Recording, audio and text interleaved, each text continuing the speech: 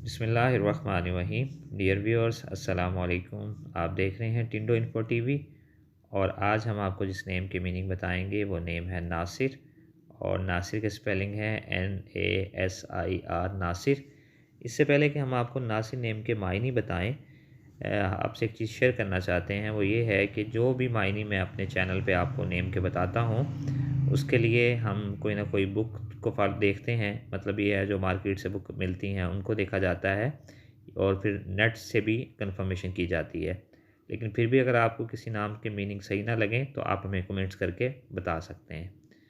तो आइए अब हम आपको बताते हैं कि नासिर नेम के क्या मायने हैं। नासिर नाम का शुमार मुसलमान लड़कों के नामों में होता है और इसके मायने हैं मदद देने वाला, मददगार या मावन। बहुत शुक्रिया वीडियो को देखने का।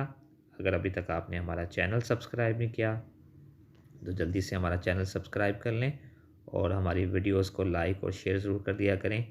अपना बहुत ख्याल रखिएगा। जज़ाकल्लाह। अल्लाह हाफिज़।